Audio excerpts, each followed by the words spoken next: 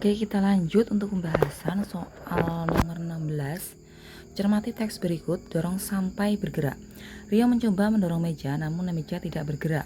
Kemudian Rio menambahkan gaya sehingga meja mulai bergerak seperti pada gambar berikut. Ya, ini yang gambar satu, mejanya tetap diam. Di situ ada gaya gesek antara permukaan lantai dengan meja dan kaki, dan ada gaya dorong si Rio sebesar 100 Newton, tetapi itu tidak cukup ya untuk membuat meja bergerak ya. Artinya gayanya itu kurang dari gaya gesek atau sama ya, atau sama dengan gaya gesek sehingga menyebabkan bendanya tetap diam. Lalu yang meja kedua itu bergerak ke kanan, artinya gayanya sudah lebih besar dari gaya gesek ya, sehingga mejanya bisa bergerak ke kanan. Nah, tentukan benar atau salah untuk setiap pernyataan berikut ini. Yang pertama, gaya gesek antara meja dan lantai lebih dari 100 Newton merupakan gaya reaksi efek gaya dorong sesuai hukum 3 Newton. Tidak ya, yang pertama itu ya, gaya geseknya itu 100 Newton, artinya bisa dituliskan dengan tanda negatif karena berlawan arah dengan arah gaya yang diberikan. Sementara F-nya itu bisa sama dengan 100 Newton, bisa kurang dari itu ya. Jika sama dengan berarti kan nanti total gayanya kan sama dengan 0, artinya gaya luarnya itu belum cukup untuk membuat benda itu bergerak. Artinya masih ada hukum kelembaban atau inersia yang dialami oleh si meja tersebut. Itu penerapan dari hukum 1 Newton. Jadi yang A itu salah. Yang B, pada gambar 1 gaya gesek meja 100 Newton menyebabkan benda tidak bergerak sesuai dengan hukum 1 Newton. Ya betul ya, gaya geseknya 100 Newton dan tidak bisa bergerak ya, karena belum cukup gaya luarnya untuk membuat dia bergerak.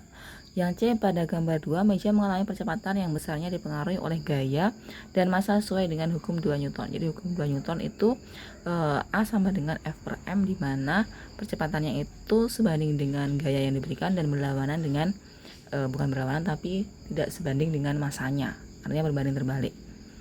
Oke. Yaitu gambar yang kedua. Gambar yang kedua itu F-nya 110, F geseknya 100, berarti total gaya yang bekerja itu ada 10 ya, 10 per M, yaitu berlaku hukum 2 Newton ya. Jadi jawabannya salah, benar. Nomor 17. Perhatikan teks informasi berikut pola ticker timer. Ticker timer adalah alat untuk mengukur dan merekam gerak ya. Alat ini bekerja dengan mengetuk secara konstan hingga muncul titik-titik pada pita kertas, pita ticker yang ditarik oleh benda yang bergerak, misalnya mobil mainan. Rekaman jejak berupa pola titik-titik pada pita kertas dapat menggambarkan pola gerakan yang dilakukan benda terhadap waktu. Berikut ini hasil pola ticker timer suatu percobaan ya. Ya nih, bisa dilihat itu ticker timer itu bekerjanya ya, titik pertama yang dihasilkan itu yang paling dekat dengan si mobil ya. Ini adalah ketukan pertamanya. Ini semakin ke belakang itu adalah geraknya si ini kan tingkat untuk pengetuknya ya. Jadi nanti dia bergerak nih, nanti titikannya semakin ke belakang seperti itu, sehingga nanti cara membacanya yang mulai dari yang paling dekat dengan mobil lalu ke kiri karena arah geraknya dia ke kanan ya, seperti itu.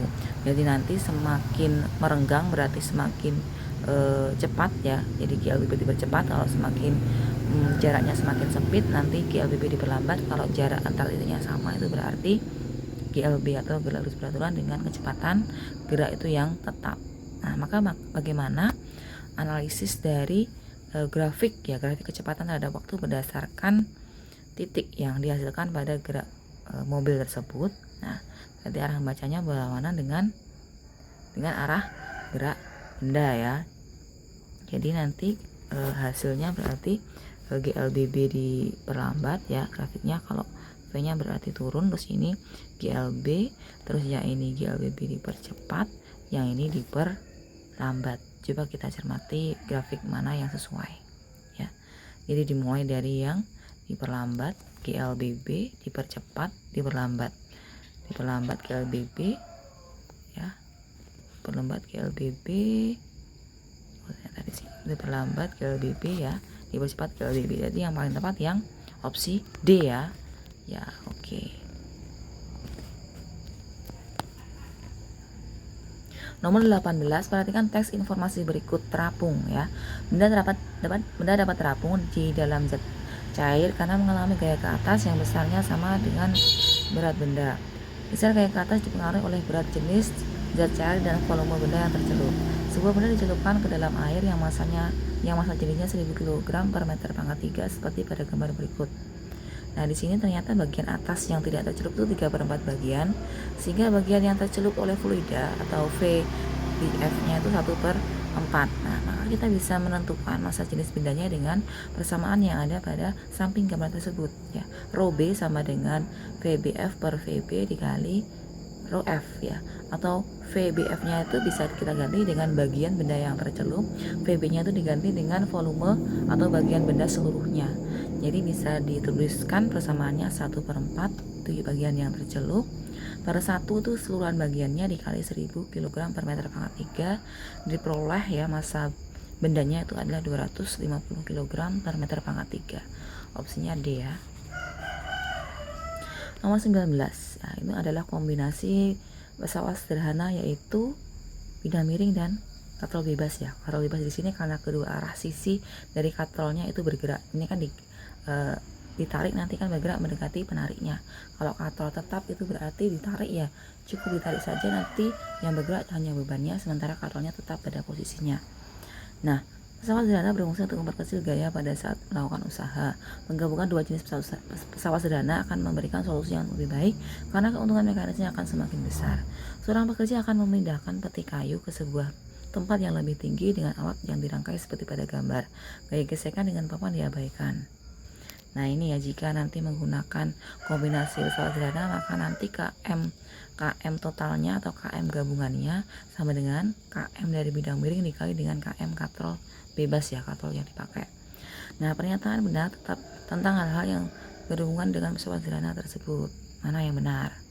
Pilih lebih dari satu. Nah, pertanyaan pertama, gaya dorong yang diperlukan bidang miring menahan beban adalah 800 Newton. Nah, yang pertama nanti kita fokus ke bidang miringnya ya, ke bidang miringnya, sehingga nanti yang kita hitung adalah pada sistem bidang miring, dimana nanti S-nya 4,8, hanya 1,2 dan B-nya 1600, maka berapa F bidang miringnya? Nah, menggunakan persamaan pada pesawat sederhana, F sama dengan H per S kali W, maka F atau gaya dorong pada bidang miringnya itu adalah 400 Newton. Nah, bukan 800, berarti pernyataan 1 salah. Yang nomor 2, bidang miring yang digunakan memiliki keuntungan mekanik 4. Nah, keuntungan mekaniknya pada bidang miring betul ya, 4,8 S per H 1,2 sama dengan 4. Yang pernyataan 2 benar. Pernyataan yang ketiga, keuntungan mekanik gabungan katrol dan bidang miring adalah 6. Jadi saya sampaikan bahwa KM gabungan itu hasil kali dari kedua KM-nya. Nah, ini yang dipakai tadi KM bebas, KM katrol bebas, maka KM katrol bebasnya itu adalah 2 dikali dengan bidang miringnya itu adalah 4, maka 2 kali 4 itu 8. Seharusnya KM gabungannya itu 8. Lanjut yang nomor 4, gaya kuasa yang diperlukan untuk menarik beban adalah 200 Newton.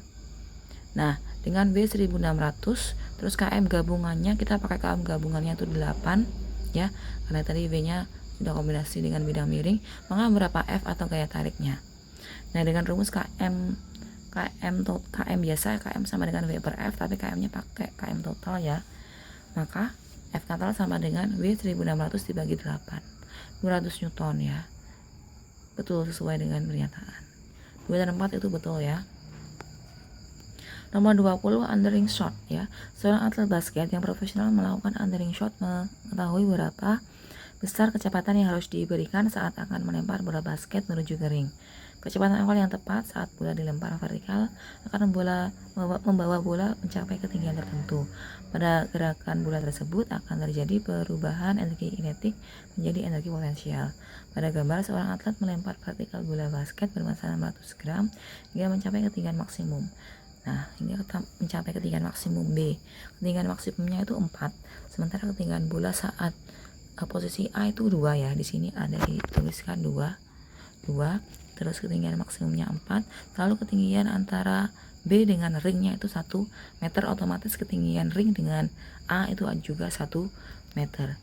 Nah, pertanyaannya, jika bola dilempar dari A ke B, maka potensial yang berubah menjadi energi kinetik saat bola masuk ke ring. Oke, berarti kita menentukan energi potensialnya yang hilang dari posisi B ke posisi ring ya. Oke, kita tahu bahwa ketinggian maksimumnya itu 4 meter, maka EP max-nya ya, EP max-nya atau EP saat posisi B terhadap dasar atau lantainya itu adalah 4 kali masanya tadi 600 gram atau 0,6 dikali dengan kecepatan gravitasinya 10 ya, 10 dikali dengan 6 dikali dengan 4, berarti untuk EP max-nya itu 24 joule ya, 24 joule. Nah, dari 24 joule itu maka yang berubah menjadi energi kinetik saat posisi B ke posisi ring. Nah, otomatis ketinggian 1 meternya itu hilang, maka berarti dengan ketinggian H dengan hanya diganti 1, maka EP-nya yang hilang itu adalah berapa? 0,6 dikali dengan 10 dikali dengan 1, yaitu 6 joule itu yang hilang. Jadi otomatis 6 joule-nya itu sebagai energi kinetiknya pada saat di ring. Seperti itu. Ya. Jadi jawabannya adalah 6 joule. Ini pembahasan dari nomor 16 sampai 20. Kita lanjut ke video berikutnya untuk pembahasan nomor berikutnya ya.